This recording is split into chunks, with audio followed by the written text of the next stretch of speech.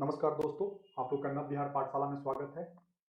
आज मैं आप लोग के सामने एडुटोरिया बुक का जो मेंस आगामी परीक्षा दरोगा का होने वाला है, उसका जो सेट नया आया हुआ है, मैं उसको आप लोग के सामने डिस्कशन करने जा रहा हूं।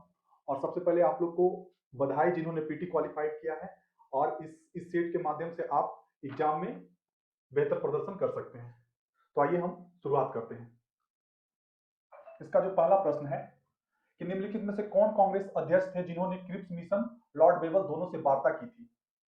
तो इसका आंसर है ए नंबर, अबुल कलाम आजाद। अब आपको जानना चाहिए कि क्रिप्स मिशन क्या है, ये कब आया था। तो ये क्रिप्स मिशन 22 मार्च 1942 को भारत आया था और ये सर स्टेफर्ड क्रिप्स के नेतृत्व में भारत आया था। इस मिशन का मेन उद्देश्य था, जो सेकेंड वर्ल्ड वॉर जो हमारा चल रहा था, उसमें भारतीयों का सहयोग प्राप्त करना। और ये मिशन जो था भारत में प्रस्तुत किया गया, लेकिन इसे अस्वीकार किया गया। क्यों? क्योंकि इसमें सिर्फ ब्रिटिश का ही फायदा दिख रहा था। और इसको लेकर के एक वक्तव्य जो गांधी जी दिए थे, वो आपको याद रखना चाहिए। वो बोले थे कि इसको एक गांधी जी ने कहा था, यह एक जो है पोस्ट डेटेड चेक है। उसके बाद से आप आइए अबुल कलाम आजाद के बारे में। तो अबुल कलाम आजाद के बारे में आपको ये जानकारी होना चाहिए कि सबसे कम उम्र के कांग्रेस अध्यक्ष बने थे। मात्र 35 वर्ष की उम्र में ये कांग्रेस के अध्यक्ष बन गए थे। और ये जो जब बने थे तो 1923 के दिल्ली अधिवेशन जो कांग्रेस का हुआ था, उसमें ये बने थे। और इनका जो कार्य, ये एक चीज और ये भी रखना है कि अबुल कलाम आजाद थे जो कांग्रेस के सबसे लंबे समय तक अध्यक्ष रहे थे। इनका जो अध्यक्षता था 1940 से 1946 के बीच था। दूसरा, अनुशीलन समिति। अनुशीलन समिति थी, तो अनुशीलन समिति का आंसर हो जाएगा डी नंबर, एक क्रांतिकारी संगठन था। अनुशीलन समिति जो था उसकी स्थापना 1907 में 1907 में किया गया था। और इसकी स्थापना में श्री बारिंद्र घोष और भूपेंद्र दत्त का योगदान था। और ये जो समिति था बंगाल में आपका सक्रिय था। और ये क्रांतिकारी संगठन था जो अंग्रेजों के खिलाफ लड़ाई लड़ा। और इसके साथ ही साथ एक आपको और याद रखना चाहिए, ढाका अनुशीलन समिति। इससे पहले ये समिति प्रभावी था, जिसकी स्थापना 1904 में किया गया था। और उसके जो स्थापना में पी मित्रा एवं पुलिन दास का योगदान था। तीसरा प्रश्न करेंगे कि अखिल भारतीय किसान सभा के प्रथम सत्र की अध्यक्षता किसने की थी? तो इसका आंसर होगा स्वामी सहजानंद सरस्वती। इन्होंने ही अखिल भारतीय किसान सभा की स्थापना 1936 में किया था। सहजानंद सरस्वती के बारे में आपको ये जानना चाहिए कि ये 1930 के दशक में सबसे सक्रिय नेता हुए जो किसानों के समस्याओं को लेकर पूरे भारत में प्रखर रूप से सामने आए। इनकी एक पुस्तक है हुंकार पुस्तक है, वो भी बहुत फेमस है। और इनका ऑटोबायोग्राफी जो इनका जो बुक था, the struggle of my life, याद रखिएगा, इनकी एक पुस्तक है। इनका जन्म के बारे में आपको पता होना चाहिए कि ये गाजीपुर में इनका जन्म हुआ था 1889 में यूपी में। और इनका मृत्यु बिहार में पटना में हुआ था। और ये जो आप जो सेक्शन सी में ऑप्शन में देख रहे हैं, एनजी रंगा, ये सचिव थे। क्या चीज के? तो जो 1936 में जो गठन किया गया था उसके ये सचिव थे, एनजी रंगा। तो एग्जाम में ये भी प्रश्न पूछे जाते हैं कि किसान सभा के प्रथम सत्र की अध्यक्षता सचिव कौन थे? तो एनजी रंगा थे। 4 नंबर, निम्नलिखित में से कौन एक भारतीय राष्ट्रीय आंदोलन में क्रांतिकारी नेता नहीं थे? इसमें आपको पूछा गया है नहीं थे, तो ये नहीं थे आपका डी नंबर हो जाएगा, गोपाल कृष्ण गोखले। एक क्रांतिकारी नेता नहीं थे, बल्कि ये क्या थे? उदारवादी नेता थे। और इसमें जो आप देख रहे हैं चंद्रशेखर आजाद, सूर्य सेन और भगत सिंह, ये जो थे गरम दल के थे। ये तीनों जो थे गरम दल के थे। और गोपाल कृष्ण जो थे वो नरम दल के थे। गोपाल कृष्ण जो थे आपके महात्मा गांधी के ये राजनीतिक गुरु थे। और इन्होंने 1905 में बनारस अधिवेशन की अध्यक्षता की थी। और 1905 में ही भारत सेवक संघ यानी सर्वेंट ऑफ इंडियन सोसाइटी की स्थापना किया था। 1921 का मोपला विद्रोह केरल में हुआ था। ये जो मोपला विद्रोह विद्रोह था वो खिलाफत आंदोलन का ही एक शाखा था। जो खिलाफत आंदोलन 1919 से 22 के बीच में चला था, वही इसका एक शाखा था जो केरल में हुआ था। और इस विद्रोह के माध्यम से ब्रिटिश ने हिंदू मुसलमानों के बीच लड़ाई कराने का प्रयास किया और इसमें कई हद तक वो क्या हुए, सफल भी हुए। अगला प्रश्न, भारत में प्रथम रेलवे लाइन किस ब्रिटिश गवर्नर के समय बिछाई गई थी? तो ये इसका आंसर हो जाएगा लॉर्ड डलहौजी। लॉर्ड डलहौजी के काल में 1853 में भारत में सर्वप्रथम ये रेलवे लाइन बिछाई गई थी। वो और उसकी लंबाई कितनी थी? तो 34 किलोमीटर थी। लॉर्ड डलहौजी का कार्यकाल देखेंगे तो इनका जो कार्यकाल था वो 1848 से 1856 के बीच में था। और इनका जो एक फेमस जो अपने कार्यकाल में किए थे वो था डॉक्ट्रिन ऑफ लैप्स। उसके बाद से यहां पे देखिए लॉर्ड कर्जन का कार्यकाल था 1899 से 1905 के बीच में। और इनके कार्यकाल में ही बंगाल का विभाजन 1905 में किया गया था। अगला प्रश्न, निम्नलिखित में से कौन सी पुस्तक तिलक ने लिखी थी? तो तिलक के द्वारा जो पुस्तक लिखी गई थी वो लिखी गई थी गीता रहस्य। बी नंबर आपका आंसर हो जाएगा। उसके अलावा भी तिलक के द्वारा पुस्तक लिखा गया है, वो लिखा गया है केसरी, जो मराठा भाषा में लिखा गया है, और एक लिखा गया है मराठी, जो अंग्रेजी भाषा में लिखा गया है। तो ये चीज आपको याद रखना है। उसके बाद से देखिए ये जो पुस्तक है इंडिया इन ट्रांजिशन, ये एम.एन. रॉय के द्वारा लिखा गया है। गोखले माय पॉलिटिकल गुरु, ये महात्मा गांधी के द्वारा लिखा गया है। क्यों लिखा है? क्योंकि इनके गोपाल कृष्ण गोखले जो थे वो महात्मा गांधी के क्या थे? वो पॉलिटिकल गुरु भी थे। डिस्कवरी ऑफ इंडिया, ये जवाहरलाल नेहरू की महत्वपूर्ण पुस्तक है।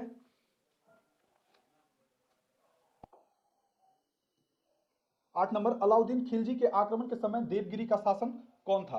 तो अलाउद्दीन के शासन के समय जो देवगिरी का शासक था वो था रामचंद्र देव था। और ये जो आक्रमण अलाउद्दीन खिलजी ने किया था वो देवगिरी पर, वो 1306 ईस्वी में किया था। अलाउद्दीन खिलजी वंश का शासक था। और इसके बाद में एक बात ये भी याद रखना पड़ेगा कि सर्वप्रथम जो सल्तनत काल में नगद वेतन और अस्थायी सेना का गठन इसी ने, अलाउद्दीन खिलजी ने ही किया था। और इसने राजस्व की दर को 1/2 कर दिया था।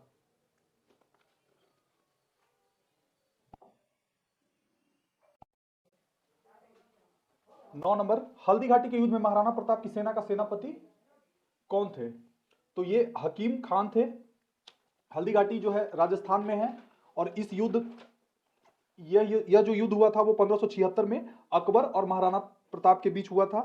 अकबर के सेनापति का जो नेतृत्व किया था वो थे मानसिंह। ये थे मानसिंह।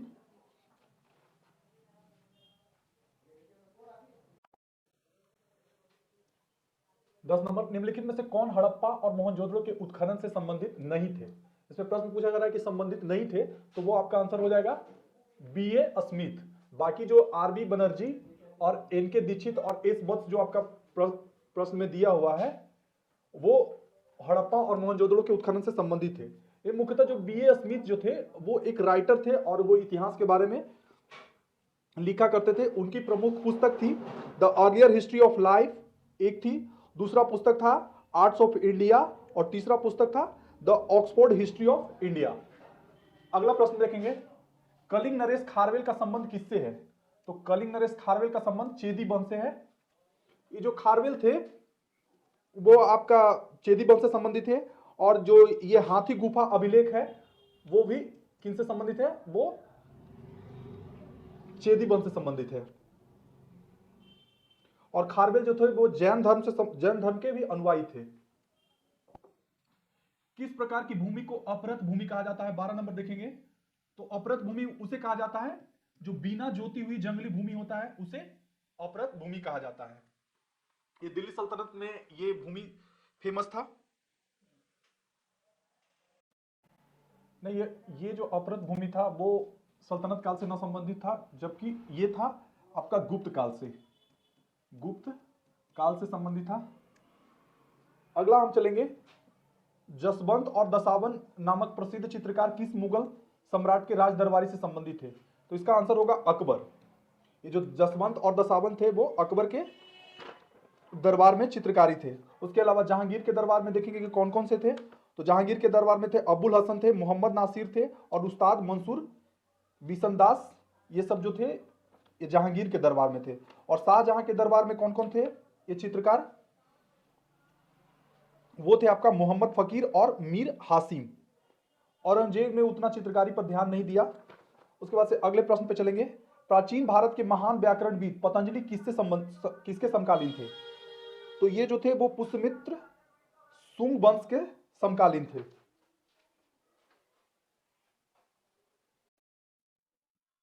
अगला प्रश्न देखेंगे 15 नंबर। 1936 में लखनऊ में आयोजित अखिल भारतीय किसान सभा का प्रथम अध्यक्ष किसको चुना गया था। तो इसका आंसर होगा स्वामी सहजानंद सरस्वती। और इसके सचिव कौन थे, तो एनजी रंगा थे। अगला प्रश्न देखिए। पैराशूट धीरे धीरे नीचे आता है जबकि ऊंचाई से फेंका गया पत्थर तेजी से गिरता है क्योंकि। तो इसका आंसर हो जाएगा सी नंबर, पैराशूट के पृष्ठ का क्षेत्रफल ज्यादा है अतः वायु का प्रतिरोध अधिक होता है। 17 नंबर, किसी वस्तु के रेखीय संवेग में परिवर्तन की दर उस वस्तु पर लगने वाले ये के समानुपाती होता है। तो इसका आंसर हो जाएगा 17 का सी नंबर, बल के समानुपाती होता है। और बल की जो है परिभाषा है वो न्यूटन के द्वितीय नियम में दिया गया है। 18 नंबर, अल्फा बीटा और गामा की भेदन शक्तियों अपने अवरोही क्रम में किस क्रम में होती है। तो इसका आंसर है B number, alpha sorry gamma beta और अल्फा। सबसे पहले क्या होता है, गामा होता है, उसके बाद से किसका होता है, बीटा का होता है, फिर अल्फा का होता है। इसमें यह भी ध्यान रखना आपको कि आयन क्षमता पूछता है कि आयनन क्षमता किसका सबसे कम होता है। तो सबसे कम जो होता है वो आपका गामा का होता है। नेक्स्ट 19, टेफनॉल निम्नलिखित में से किस एक का बहुलक है। तो इसका आंसर होगा ए टेट्राफ्लोरोएथीन। टेफनॉल का प्रयोग न चिपकने वाले पदार्थ के रूप में इसका प्रयोग किया जाता है। 20 नंबर, वनस्पति तेल से वनस्पति घी बनाने में प्रयुक्त होने वाली गैस है। ए नंबर हाइड्रोजन इसका आंसर होगा। वनस्पति तेल से वनस्पति घी बनाने में हाइड्रोजन गैस का प्रयोग किया जाता है। और हाइड्रोजनीकरण प्रक्रिया में तो जो निकेल होता है वो उत्प्रेरक के रूप में प्रयोग किया जाता है। 21 नंबर, अति शीतलन किसी द्रव्य को शीतल करना होता है। 21 का आंसर होगा बी नंबर, हिमांक से नीचे। 22, निम्नलिखित में से कौन सा तत्व सभी कार्बनिक यौगिक में मिलता है। इसका आंसर होगा ए कार्बन। जबकि कैल्शियम जो होता है वो दूसरे चीज में होता है, नाइट्रोजन जो हमारा 78% आपका वायुमंडल में पाया जाता है। ऑक्सीजन अति आवश्यक है हमारे जीवन के लिए। सिगरेट लाइटर में निम्नलिखित में से कौन सा गैस का प्रयुक्त होता है। तो सिगरेट लाइटर में ए नंबर होगा इसका ब्यूटेन। ब्यूटेन जो होता है वो सिगरेट लाइटर में प्रयोग किया जाता है।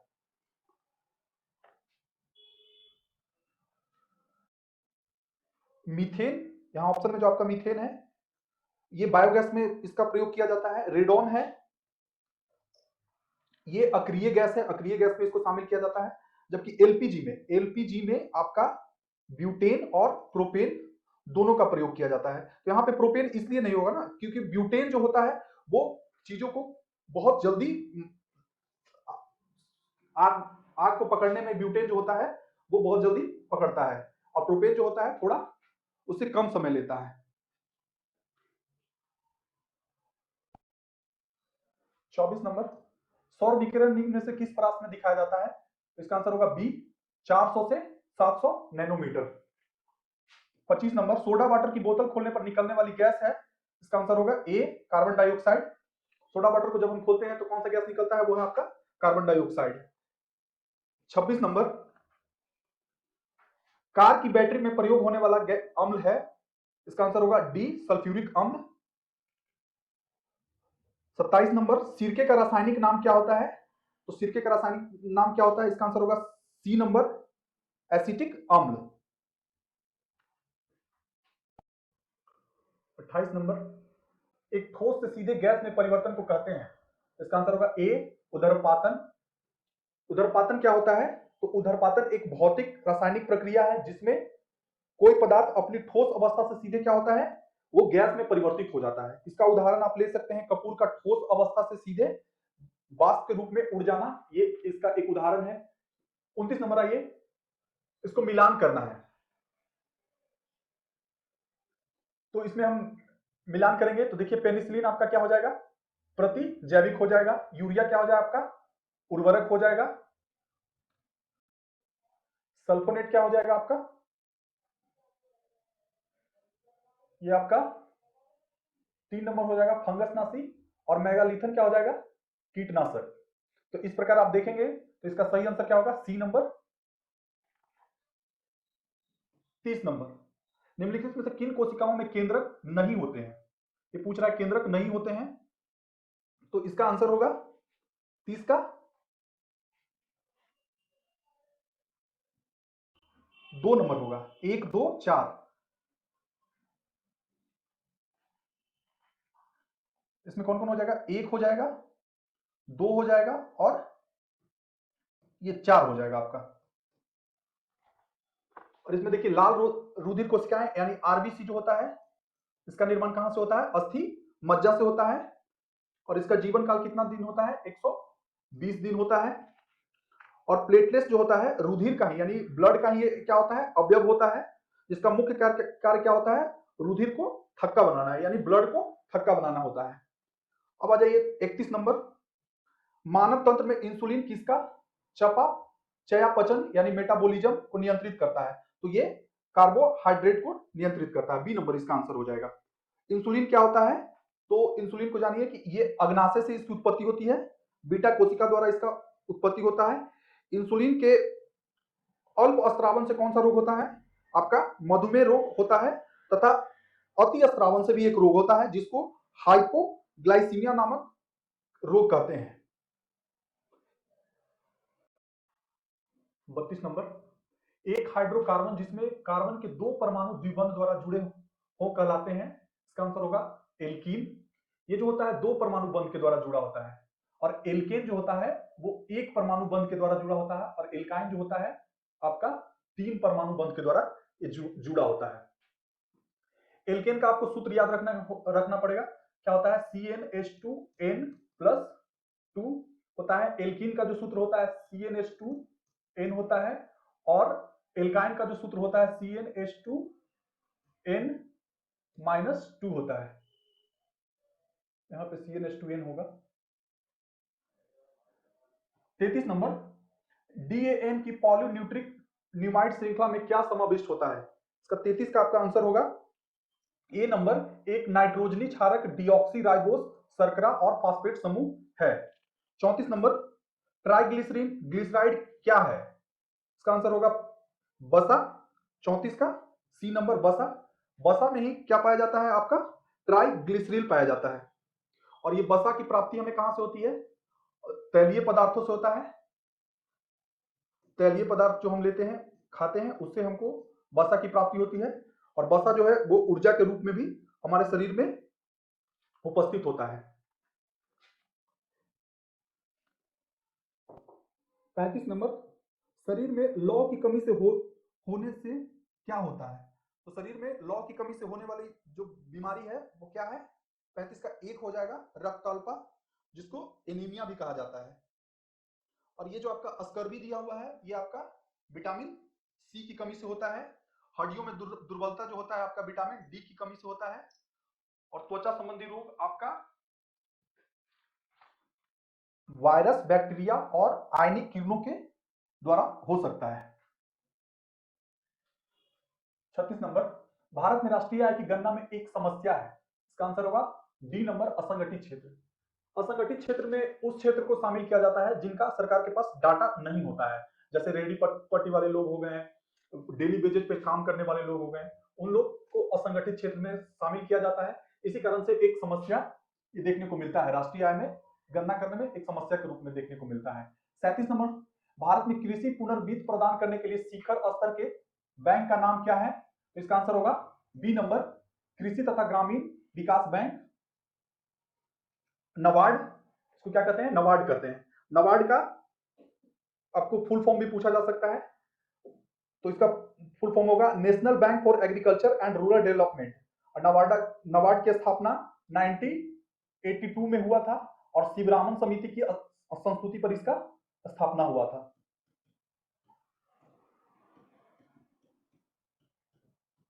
ऑप्शन में और आप देख रहे हैं रिजर्व बैंक, इसका स्थापना 1 अप्रैल 1935 को इसका स्थापना हुआ था। स्टेट बैंक का स्थापना 1955 को हुआ था और इंपीरियल बैंक की स्थापना 1921 में हुआ था।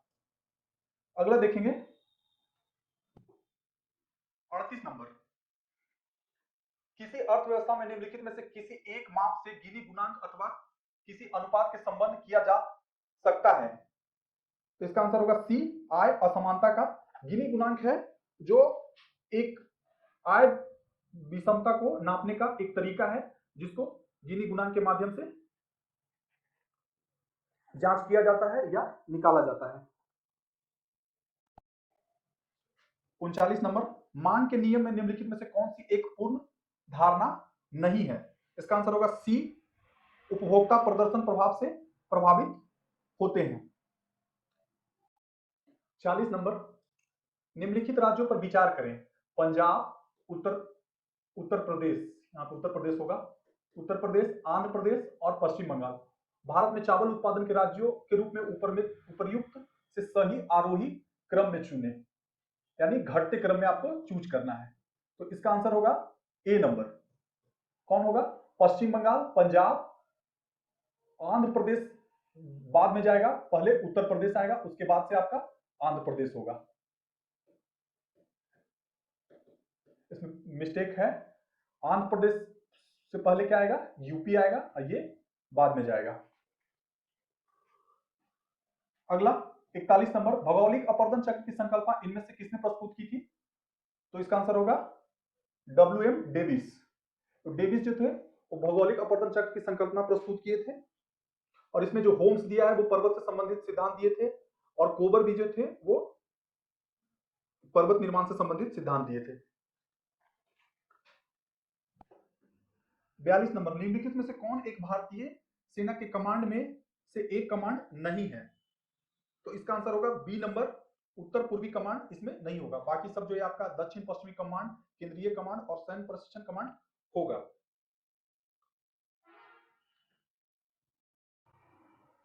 43 नंबर, अधिकांश हिमालय नदियां, इसमें क्या कहा गया है? निम्नलिखित के आधार पर हिमालय नदी की प्रायद्वीपीय नदी से तुलना करें। पहला आपका ऑप्शन है अधिकांश हिमालय नदियां बारहमासी है जबकि अधिकांश प्रायद्वीपीय नदियां वर्षा पर निर्भर है। हाँ, ये बात सही है कि जो हिमालय की नदियां है वो बारहमासी है जबकि जो प्रायद्वीपीय भारत की नदियां जो है वो वर्षा पर निर्भर रहती है, क्योंकि हिमालय की नदियां जो होती है वो हिमालय से निकलने के कारण से क्या होता है, वो बारहमासी होता है, जबकि प्रायद्वीपीय नदियां जो होती है वो आपका ग्लेशियर क्षेत्र से नहीं निकलने के कारण से क्या होता है, आपका नदियों पर निर्भर रहता है। और दूसरा कथन देखिए, हिमालय नदी की ढाल प्रायद्वीपीय नदी की तुलना में अधिक है। हाँ, ये भी सही है, जो हिमालयन जो नदियां निकलती है उसका ढाल जो होता है वो क्या होता है, वो अधिक होता है क्योंकि वो पर्वतीय क्षेत्र से निकलता है और प्रायद्वीपीय क्षेत्र का जो होता है वो कम होता है। 3 नंबर देखेंगे कि प्रायद्वीपीय नदियां हिमालय नदी की तुलना में अपने रास्ते में अधिक क्षरण का कारण बनती है। तो ये जो है आपका गलत दिया हुआ है। क्यों? क्योंकि देखिए प्रायद्वीपीय नदियां हिमालय नदी की तुलना में अपने रास्ते में अधिक क्षरण का कारण बनती है। ये नहीं हुआ, हिमालय की जो नदियां होती हैं वो अपने रास्ते में अधिक क्षरण का काम करती है। क्यों करती है? क्योंकि जब ये इस साइड से हिमालय क्षेत्र से निकलता है तो वो पर्वतीय क्षेत्र से निकलने के कारण से वो अधिक कटाव करता है, न कि प्रायद्वीपीय क्षेत्र की नदियां। तो आपका इसका आंसर क्या हो जाएगा? सिर्फ ये 1 नंबर सही है और 2 नंबर सही है, जबकि 3 गलत है। तो इसका ए नंबर आपका आंसर हो जाएगा। गंगा के मैदान को 44 का देखिए, गंगा के मैदान को एक रूप में वर्णित किया जाता है, तो इसका आंसर होगा जियो सिंक्लाइन। जियो सिंक्लाइन एक इंग्लिश टर्मिनोलॉजी है जिसका अर्थ होता है भूसन्नति, यानी भूसन्नति वह क्षेत्र होता है जो सागर के सकरे एवं छिछले भाग को में पाए जाते हैं, और जबकि पेडी प्लेन और पेन प्लेन ये नदियों का ही एक रूप है, देखने को मिलता है। शब्दावली है जिसको डेविस और पेंक ने यूज किया है। 45 नंबर देखिए, भूमिगत कोयले का दहन किस राज्य में होता है? इसका आंसर हो जाएगा आपका सी नंबर, झारखंड। भूमिगत कोयले का दहन झारखंड राज्य में होता है। झारखंड ही है जो हमारा सबसे ज्यादा, ये झारखंड में आपका भंडारण सबसे अधिक पाया जाता है। और जबकि आपसे पूछा जाए कि उत्पादन सबसे ज्यादा कौन करता है, तो आपका छत्तीसगढ़ में सबसे ज्यादा इसका कोयले का उत्पादन होता है। झारखंड का आप ये भी याद रखेंगे, झरिया जो क्षेत्र है वो क्या है, कोयला कोयला खनन के लिए सबसे बेहतर क्षेत्र है। अगला प्रश्न करेंगे 46 नंबर, अर्जुन पुरस्कार किस वर्ष शुरू किया गया था? तो अर्जुन पुरस्कार को 1961 में, सी नंबर इसका आंसर हो जाएगा, 1961 में शुरू किया गया था। 47 नंबर, तुम्मापल्ली खदान जिसे दुनिया का सबसे बड़ा यूरेनियम का भंडार माना जाता है, अवस्थित है।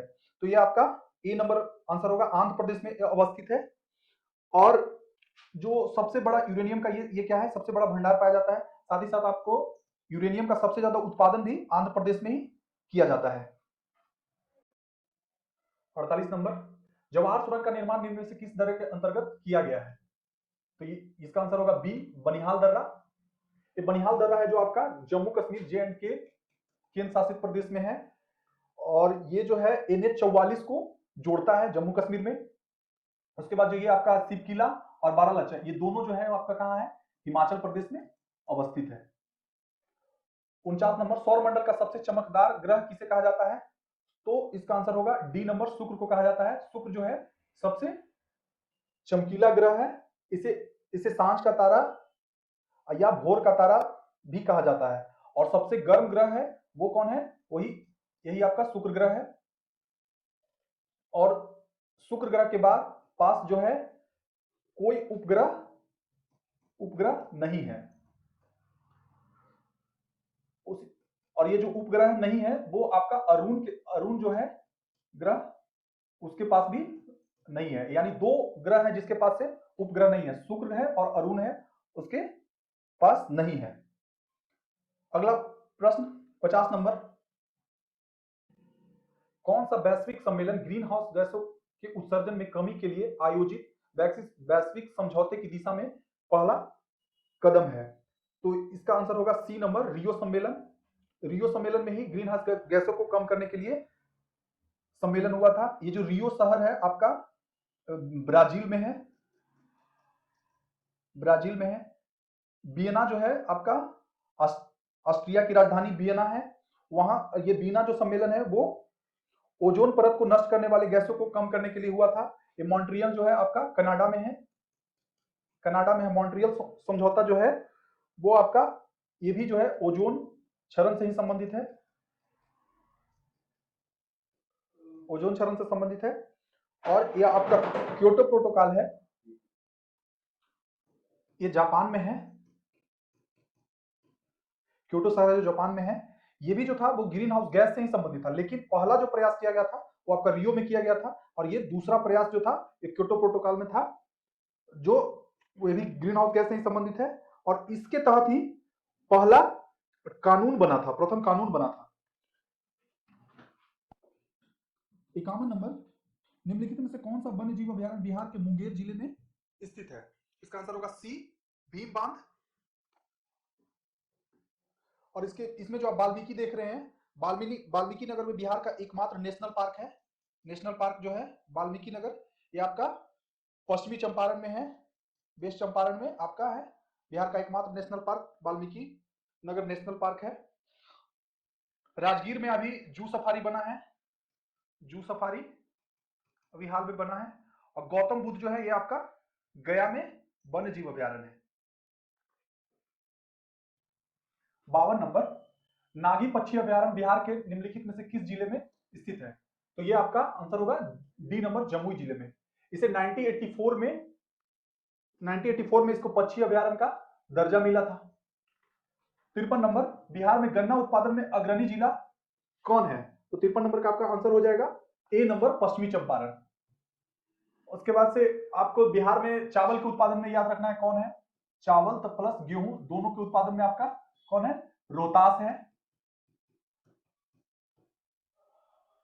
उसके बाद से दलहन के उत्पादन में याद रखेंगे, दलहन के उत्पादन में आपका पटना जिला है।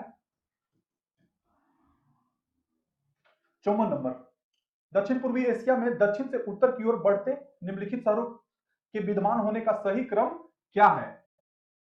इसमें आपका पूछ रहा है दक्षिण से साउथ से नॉर्थ की ओर आपको सजाना है, तो इसका आंसर हो जाएगा C number, Jakarta, Singapore, Bangkok, Hanoi. देखिए, जो जकार्ता है वो आपका इंडोनेशिया की राजधानी है, वो आपका इस साइड में है जकार्ता। उसके बाद से उसके ऊपर में है आपका सिंगापुर, सिंगापुर। उसके बाद से आपका बैंकॉक जो है थाईलैंड की राजधानी है, वो आपका इसके ऊपर में हो जाएगा बैंकॉक। और फिर उसके बाद से हनोई, हनोई जो है आपका वियतनाम की राजधानी है। तो इस क्रम में आप जब समझाएंगे तो इसका आंसर हो जाएगा सी नंबर। 55 नंबर, निम्नलिखित में से किस क्षेत्र में भूमध्य सागरीय जलवायु प्रचलित नहीं है? तो इसका आंसर हो जाएगा पंपास, डी नंबर। अब समझेंगे कि भूमध्य सागरीय जलवायु क्या होता है। तो भूमध्य सागरीय जो जलवायु होता है वो आपका 30 डिग्री से 45 डिग्री, नॉर्थ और साउथ में आपका 30 डिग्री से 45 डिग्री अक्षांश के बीच में, दोनों साइड में, नॉर्थ और साउथ दोनों साइड में आपका भूमध्य सागरीय जलवायु पाया जाता है। और ये जो पंपास है जो आपका घास का मैदान है, ठीक है। और ये जो होता है यहाँ पे क्या पाया जाता है? उष्ण कटिबंधीय जलवायु पाया जाता है, उष्ण कटिबंधीय जलवायु पाया जाता है। पंपास जो है आपका साउथ अमेरिका में एक घास का मैदान है। मध्य चिली आपका ये भी साउथ साउथ अमेरिका का भाग है। केप टाउन आपका साउथ अफ्रीका का शहर है। और एडिलेड जो है आपका ऑस्ट्रेलिया का शहर है। निम्नलिखित में से 56 नंबर, निम्नलिखित में से कौन सी जल संधि अमेरिका और रूस को अलग करती है? तो अमेरिका और रूस को जो अलग करती है वो है आपका ए नंबर, बेरिंग जल संधि। बेरिंग जल संधि के माध्यम से ये जो होता है नॉर्थ अमेरिका और रूस का जो पार्ट है वो आपको अलग किया जाता है। इधर रूस का पार्ट हो जाता है और इधर नॉर्थ अमेरिका का पार्ट हो जाता है। ये जो है बेरिंग जल संधि, इसको दो दो महाद्वीपों को भी ये अलग करती है। 58 नंबर, चंबल नदी पर राणा प्रताप सागर जल विद्युत परियोजना किस राज्य में स्थित है? तो 57 का आपका आंसर हो जाएगा बी नंबर, राजस्थान में स्थित है। उसके बाद से आपको याद रखना है कि गांधी सागर जो बांध है वो आपका मध्य प्रदेश में ये चंबल नदी पर ही गांधी सागर बांध है जो आपका मध्य प्रदेश के मंदसौर जिले में स्थित है। उसके बाद से आपका ये जवाहर सागर बांध, ये आपका चंबल नदी पर ही है, वो कहां है? राजस्थान के कोटा में है। 58 नंबर,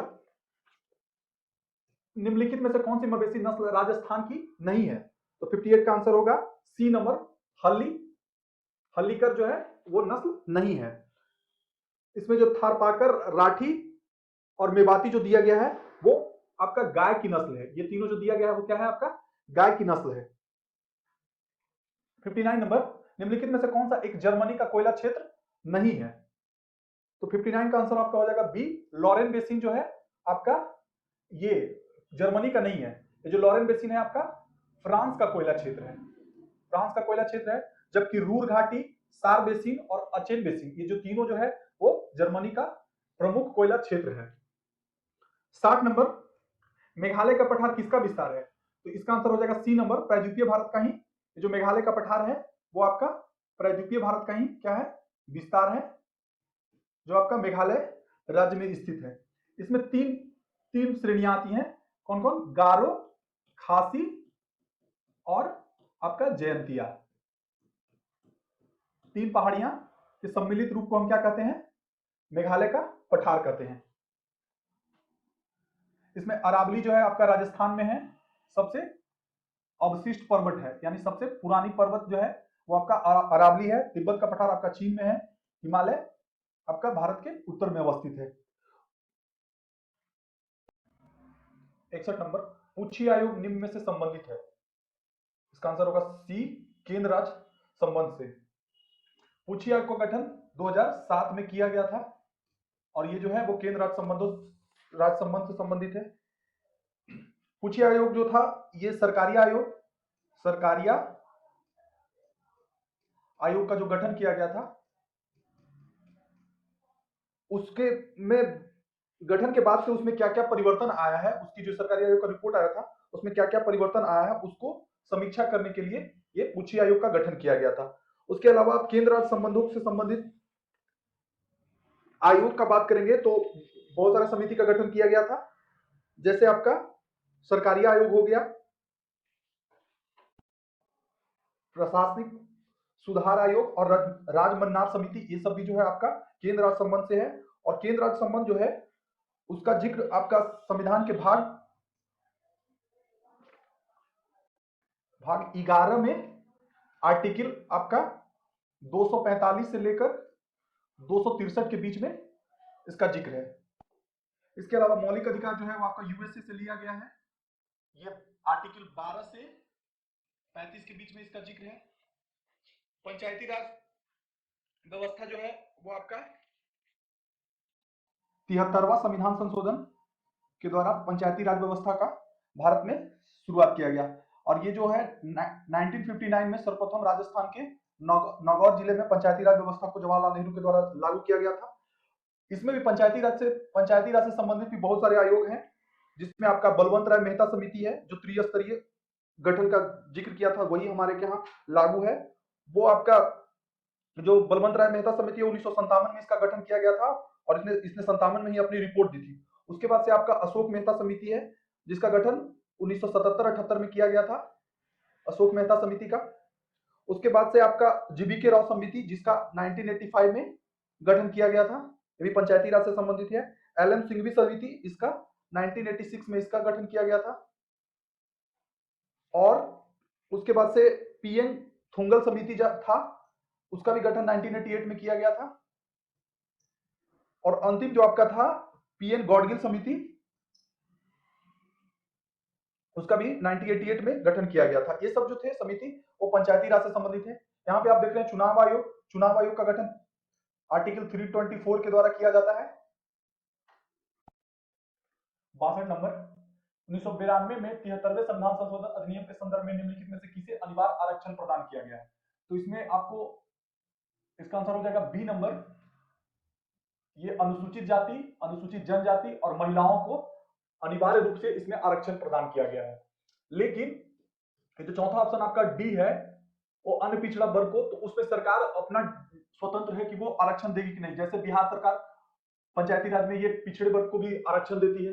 उसके बाद से आप समझेंगे कि 73वां संविधान संशोधन जो आपका 1992 में हुआ था वो 24 अप्रैल 1993 से आपका लागू हो गया था। तो इसीलिए 24 अप्रैल को हमारा पंचायती राज दिवस मनाया जाता है प्रत्येक साल।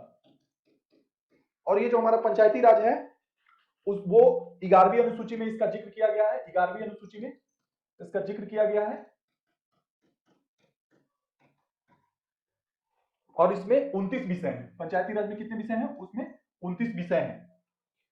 इसमें महिलाओं के लिए 1/3 आरक्षण दिए गए हैं और ये सब भी आरक्षण दिया गया है।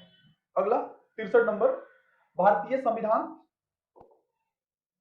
संविधान में 21वें संशोधन अधिनियम द्वारा किस भाषा को जोड़ा गया है? तो ये सिंधी को जोड़ा गया है, इसका सी आंसर हो जाएगा। उसके अलावा इसमें जो आपको ऑप्शन दिया गया बोडो को आपका 92वां संविधान संशोधन 2002 के द्वारा जोड़ा गया है। इसको 2002 के द्वारा जोड़ा गया है 92वां संविधान संशोधन। और इसमें संथाली जो आपका दिया गया डी में, इसको भी 92वां संविधान संशोधन के द्वारा जोड़ा गया है, 2002 के द्वारा इसको जोड़ा गया है।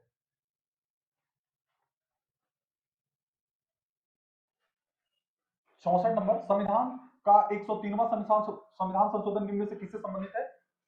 तो ये सी होगा, सॉरी सी नहीं, ये इसका बी होगा। 64 का बी नंबर, आर्थिक रूप से कमजोर वर्गों के लिए आरक्षण, जो 10% आरक्षण दिया गया है वो 103वां संविधान संशोधन से संबंधित है। जबकि जीएसटी आपका 101वां संविधान संशोधन से संबंधित है। उसी प्रकार से 102 आप देखिएगा, 102 जो आपका है वो आपका राष्ट्रीय पिछड़ा वर्ग आयोग से संबंधित है। 103वां संविधान संशोधन आपका ये हो गया आपका 10% जो आरक्षण दिया गया है। 104वां संविधान संशोधन जो है आपका वो इंपॉर्टेंट है। इसमें जो लोकसभा तथा विधानसभा में में जो एंग्लो इंडियन को जो आरक्षण दिया गया था, आरक्षित सीटें आरक्षित की गई थी, उसको क्या किया गया है, समाप्त किया गया है।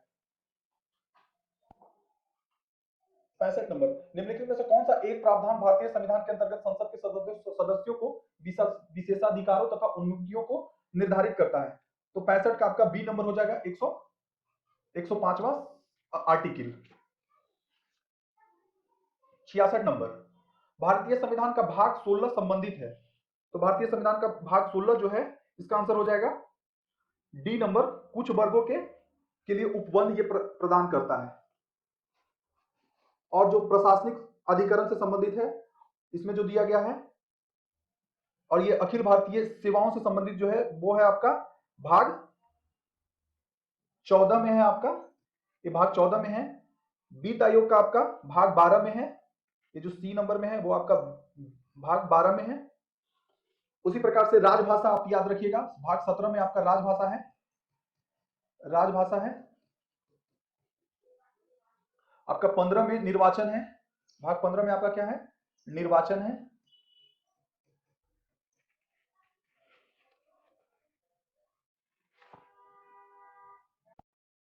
सड़सठ नंबर,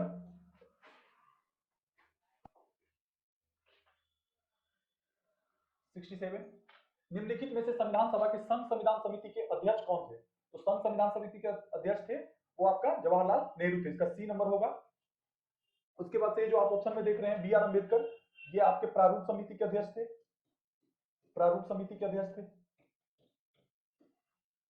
आपका जेबी कृपलानी, ये मूल अधिकारों से संबंधित जो उप समिति बनाया गया था, उप समिति, उसके अध्यक्ष थे।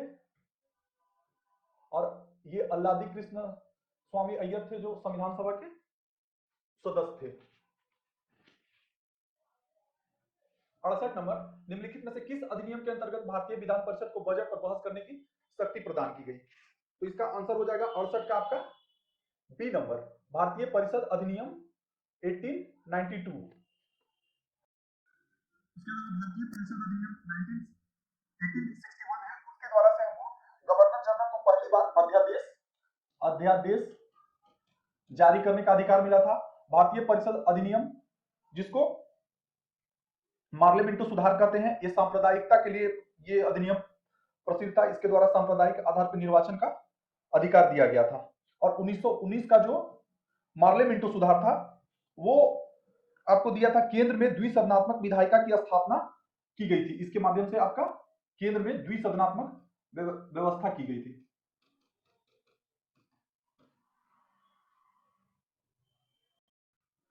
69 नंबर, भारतीय संविधान में किस प्रकार की शासन प्रणाली व्यवस्था की गई है? तो इसका सी हो जाएगा, संसदनात्मक व्यवस्था। संसदनात्मक व्यवस्था में भारत में ये व्यवस्था को लागू किया गया है। और ये आपका कहां से लिया गया है? ब्रिटेन से लिया गया है। संसदनात्मक व्यवस्था में ये होता है कि कार्यपालिका होता है वो विधायिका द्वारा नियंत्रित होती है। कहीं कहीं अध्यक्षात्मक व्यवस्था भी होती है। 70 नंबर, निम्नलिखित में से कौन सा संवैधानिक प्रावधान भारतीय संविधान द्वारा ब्रिटिश संविधान से लिया गया है? तो इसका आंसर होगा सी, संसदीय विशेषाधिकार। ये आपका ब्रिटेन से लिया गया है। जबकि न्यायिक समीक्षा, ये जो दिया है, इसको न्यायिक पुनर्वालोकन भी कहते हैं, जिसको यूएसए से लिया गया है। कानून द्वारा स्थापित प्रक्रिया, इसको जापान से लिया गया है, इसको जापान से लिया गया है। और आपातकाल के दौरान मौलिक अधिकारों का निलंबन, ये आपका जर्मनी से लिया गया है। नवंबर 2023 में, 71 नंबर में, संपन्न 5 राज्यों के विधानसभाओं के चुनावों के आधार पर बने मुख्यमंत्रियों के संदर्भ में सही पर विचार कीजिए। इसमें राजस्थान के मुख्यमंत्री भजनलाल शर्मा सही है, मध्य प्रदेश मोहन यादव सही है, तेलंगाना श्री रेवंत रेड्डी, यानी इसका आंसर हो जाएगा डी नंबर। ठीक है, 5 राज्यों के चुनाव हुए थे, जिसमें आपको 3 राज्य और दिया गया है। और चौथा राज्य था आपका मिजोरम, जिसके मुख्यमंत्री लाल दुहोमा बने थे। और 5वां राज्य था छत्तीसगढ़, जिसके मुख्यमंत्री विष्णुदेव साय बने थे। 72 नंबर, बिहार सरकार की जातिगत आधारित गणना की रिपोर्ट के अनुसार राज्य की कुल आबादी लगभग कितनी है? तो इसमें जो रिपोर्ट आया है उसके अनुसार से इसका सी हो जाएगा 13,70,25,310। ये बिहार की टोटल आबादी बताया गया है, ये जो सर्वे हुआ था उसके अनुसार। उसके बाद से ये जो आपका जातिगत गणना का जो रिपोर्ट हुआ था वो कब प्रकाशित हुआ था, ये याद रखेंगे। तो ये 2 अक्टूबर अक्टूबर 2023 को इसको प्रकाशित किया गया था। इसमें जातिगत आधार पे आपका रिपोर्ट दिया गया था, जिसमें बताया गया था कि पिछड़ा वर्ग का जो आरक्षण है वो आपका 27% है, अत्यंत पिछड़ा वर्ग का जो आरक्षण है वो लगभग 36% है। जनसंख्या बताया गया था। एससी का जो है, एससी का आपका 19.65% बताया गया था, और एसटी का आपका 1.68% बताया गया था, और जनरल का आपका बताया गया था 15.52%। यानी टोटल ये 100% हुआ। इस आधार पर, ये सर्वे के आधार पर बताया गया था कि बिहार में इतनी आबादी है। 73 नंबर देखेंगे कि इंदिरा गांधी शांति निशस्त्रीकरण पुरस्कार 2023 किसे प्रदान किया गया है। तो ये डेनियन बरेन बोइंग और अली अबुल अखाद दोनों को प्रदान किया गया है, तो इसका आंसर डी हो जाएगा। 74 नंबर, हिंदी भाषा के लिए साहित्य अकादमी पुरस्कार किसे दिया गया है। तो इसका आंसर हो जाएगा ए, संजीव को दिया गया है। उसके अलावा अंग्रेजी का जो दिया गया है साहित्य अकादमी पुरस्कार, ये जो नीलम शरण गौड़ है, इनको इंग्लिश के लिए दिया गया है। ये बासुकीनाथ झा है, इनको मैथिली के लिए दिया गया है। और ये जो अरुण रंजन मिश्रा हैं, उनको संस्कृत के लिए दिया गया है, संस्कृत के लिए दिया गया है। 75 नंबर, वर्ष 2023 के शांति के क्षेत्र में नोबेल पुरस्कार किसे प्रदान किया गया है। तो इसका आंसर होगा बी, नरगिस मोहम्मदी को इनको दिया गया है। ये कहां के थे, याद रखना है आपको, ईरान के थे। और इनको किस क्षेत्र में दिया गया है, तो ईरान में महिलाओं के खिलाफ जो उत्पीड़न हो रहा था और मानवाधिकारों की स्वतंत्रता को बढ़ावा देने के लिए इनको ये पुरस्कार दिया गया है। 76 नंबर, वेलकम टू पैराडाइज पुस्तक के लेखक कौन है। तो इसका आंसर हो जाएगा सी नंबर, ट्विंकल खन्ना। ये है वेलकम टू पैराडाइज के लेखक हैं। 77 नंबर, नवंबर दिसंबर 2023 में संपन्न अंतरराष्ट्रीय शिखर सम्मेलन COP28 निम्नलिखित में से किससे संबंधित है। तो 77 का आंसर होगा आपका सी नंबर, जलवायु परिवर्तन से संबंधित है। एक कोप जो है आपका कॉन्फ्रेंस ऑफ पार्टीज होता है, जिसमें लगभग 200 सदस्य हैं, और ये जलवायु परिवर्तन से संबंधित कार्य करता है। उसके बाद से जलवायु परिवर्तन से संबंधित आपको UNFCCC और सी, इसका आपको फुल फॉर्म याद रखना चाहिए, जिसका फुल फॉर्म होता है United nation framework convention on climate change.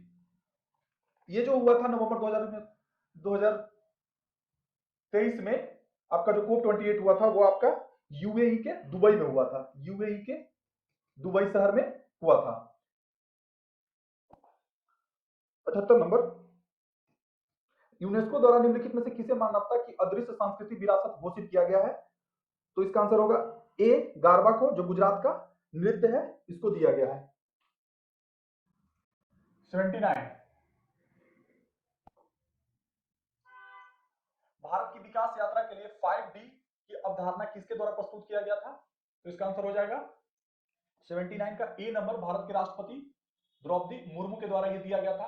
ये 5D क्या थे, तो आपका 5D ये लखनऊ अधिवेशन में, लखनऊ में इन्होंने सूचना प्रौद्योगिकी से संबंधित भारत के विकास के लिए ये संकल्पना दिया था, जिसमें आपका 5D का मतलब था demand, demography, democracy, design and deal.